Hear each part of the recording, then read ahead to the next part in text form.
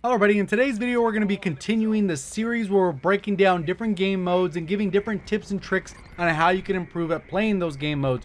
We've already covered Team Deathmatch, Kill Confirmed, Hardpoint, Domination, and Safeguard. So today we'll be covering Control, and if you guys are interested in future videos, make sure you comment down below so we can go ahead and take care of a heist and search and destroy. So if you enjoy the content and find it helpful in any way, please remember to hit the like button. And if you want to make sure you stay up to date with the content I post on my channel, make sure you hit that red subscribe button, turning it to gray, with notifications on by ringing that bell. Currently, YouTube is saying about 71% of you are not yet subscribed that continue to watch my videos on a regular basis. And there's plenty of you guys that say that you do not get the notifications, so just double check to make sure you do have them on, because only about 23% of my 91,000 subscribers currently have notifications on. So for Control, we're actually going to take a look at two different maps within the mode Control. The first one we're looking at here is Nuke Town. You can see the green areas on the map are the spawns for the defending team, as well as the blue spawns, which are the attacking team. So the thing with Control, it's a great way to really learn how the spawns work within the game because they are very predictable.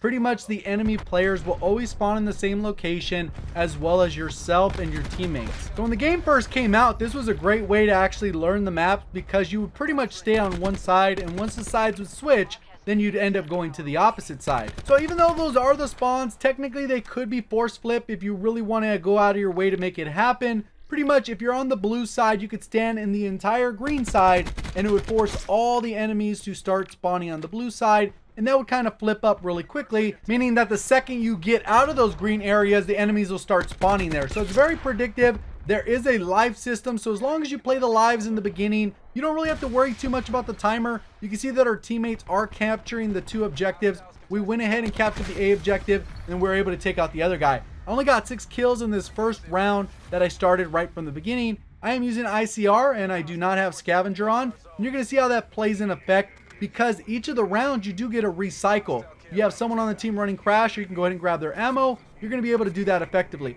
So right here, what I'm trying to do is call in my sniper's nest. For whatever reason, even though it says 1 second left, it will not call it in. But like a lot of my other gameplays that I've been talking about, if you're playing solo, your objective should be to get your first set of streaks. And regardless of what your streaks are. So even if you're running a UAV, a Hellstorm, a Lightning Strike, a care package, whatever the case is, you're going to want to make sure you at least get that first set of streaks, because a lot of times that momentum snowballs into the next round or the entire round. So right now you can see me playing very cautious. I'm only 25 off. I'm really waiting for my sniper's nest to get a kill, so that'll cycle me over to my next set of streaks. I go ahead and jump in the objective. I'm kind of defending it. If anyone's in the window, I'm going to go ahead and peek them. And the great part about running the ICR is that it does have FMJ, so I'm able to shoot through walls, which is a big issue, especially if someone's camping upstairs against the green wall on the left side. So right here I am staying pushed up around the middle of the map because I don't want to push too far. Since they do spawn in pretty aggressively, the ICR isn't always the best aggressive gun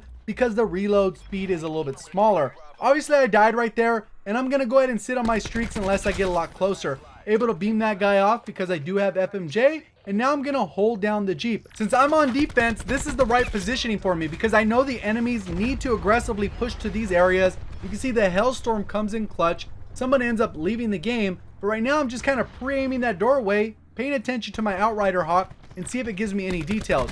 Here's the little bit of lasering that I talked about. I was able to take out both of those guys because I had FMJ. So a lot of times your class setup is map dependent. I wouldn't necessarily run a KN on this map. You could, but it depends on the mode. I know a lot of people are going to camp upstairs in the window, so I can aggressively push for that area. Right here, this guy ends up leaving the match or gets killed by one of my teammates, but that's pretty much the end of that round.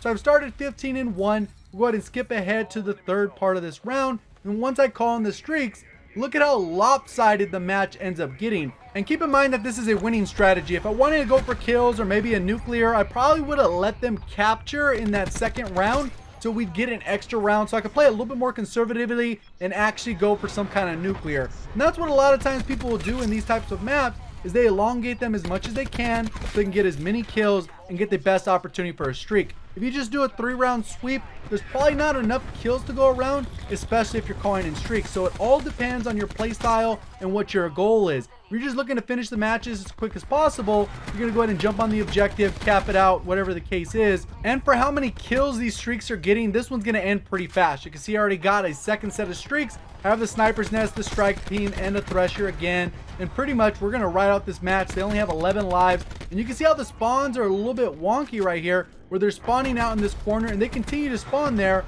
or the back outlet, because they want to have an opportunity to spawn somewhere where they're not going to get shot at immediately. But even though my teammate's standing in the back of the spawn, the enemies continue to spawn there. I need to find a new gun. I don't normally run out of ammo because I normally will run Crash. But you can see right here, I pick up another gun, and it doesn't really matter because they only have about 4 lives, 3 lives left to R27. So there is 0 chance they are winning the match.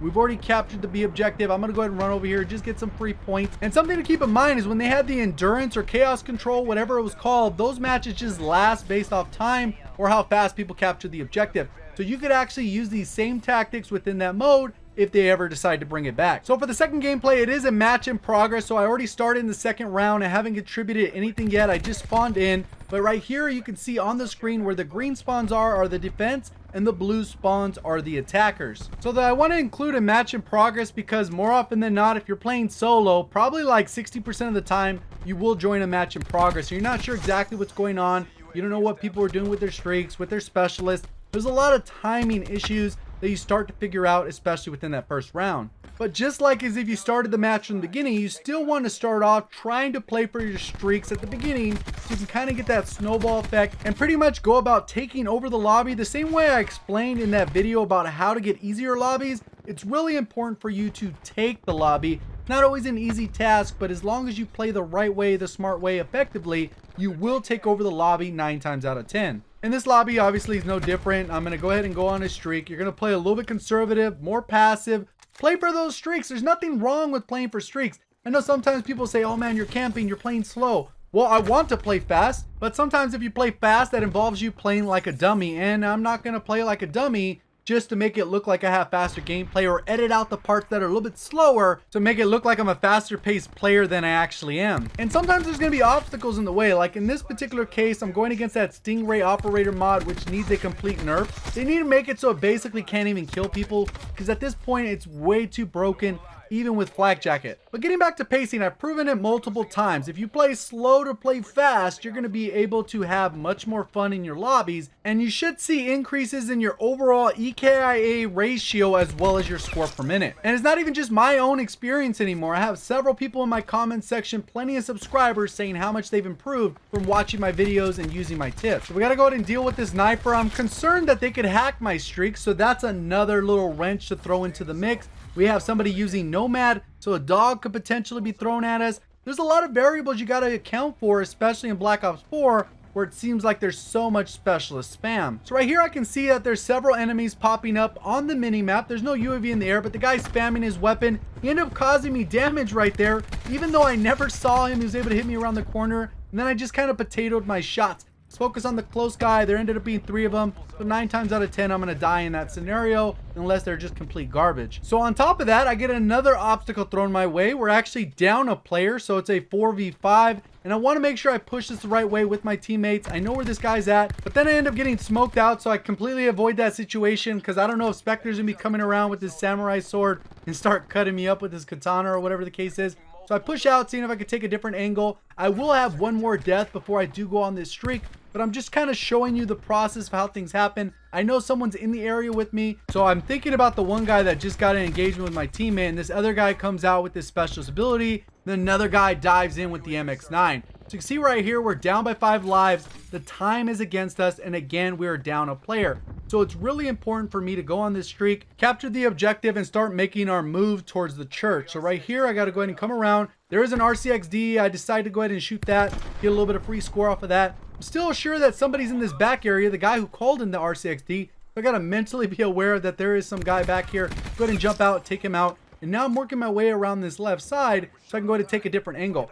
Obviously from the spawns, we know they're going to be coming from one of the 3 different green areas, and we have all the different blue areas. So we've kind of locked down this area. So somebody's got to walk all the way around if they're going to go for a flank, or they're going to come out from this middle entrance where my teammate is kind of just standing right in front of.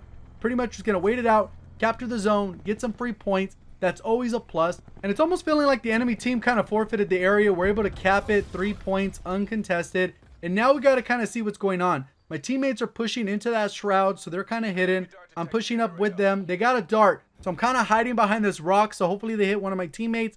I'm just kind of waiting for that dart to hit. The guy comes around, and then I know I could chase him down. I don't want to give away my position. I'm coming all the way around. There's a shroud, easily able to take that guy out from behind. And luckily, that was the guy with the stingray, which he could have completely melted me. And I'm working my way around this left side with my teammate. He gets a nice 5-piece. And now I know the enemies are going to spawn in this back corner or behind me. And you can see how that happened. They spawn on both sides. I land the shots there, get the sniper's nest, and I only need 25 for the next streak. So here's where a little bit of clock management comes into play. I'm going to hold off on these streaks because that's going to guarantee me the last round. And you'll see how much of a lopsided round that is compared to how this round actually started. So we're coming through. We know that we got to capture the objective. I'm kind of flanking all the way around. And by me standing here, it kind of blocks that spawn and it forces the enemies to come from a little bit further. I peek out and I can play aggressive. I don't have any risk because I already have my full streaks. We are outnumbering them 9-4. And you can see where I spawned in that same blue area at the bottom of the map. And we're pushing up. And we do have the numbers, but we do have to get on the hill or else we can actually still lose the round. So we could push aggressively knowing that we got to get in there. I do see a couple different enemies. I'm kind of just blocking so I can heal. Fire my weapon, take out the other guy off the head glitch. My teammate finishes him up. This other guy, I avoid him completely, and then that is able to clean up the kill. Right now I'm 18-6, so not great start, but you're going to see how this match ends up finishing. So right here, I can go ahead and call in my streaks. I'm going to go ahead and call in my strike team first. This is strategic because what ends up happening is I know there's a 0 on the enemy team. If they decide to hack my strike team, I'm still going to have my sniper's nest and my thresher. And if they don't, once my strike team hits the ground, they're not going anywhere unless someone decides to kill them.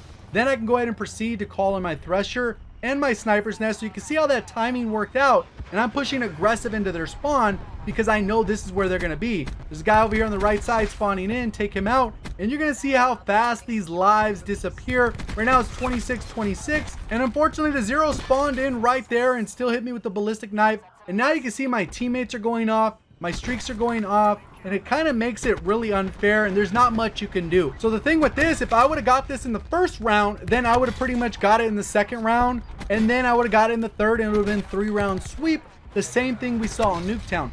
So that is all streak based. I can see they're spawning in here. They continue to spawn in because I'm the only one in the spawn. And like I said earlier, all my teammates would literally have to be standing in this blue area to force them out to either the water tower or somewhere in the green. And that's pretty much all the tips I wanted to cover. Hopefully you did enjoy the video in some way. If you did, please remember to hit that like button. And if you're brand new to the channel and you'd like to find your way back, please do me a favor and hit that red subscribe button. Turn it into gray with notifications on by ringing that bell. And even if you're a subscriber, feel free to double check because I know there's a few of you out there that just look up JGOD video every single day but aren't yet subscribed. So go ahead and do me that favor. Appreciate all support. Thank you for watching. As always, have a great day.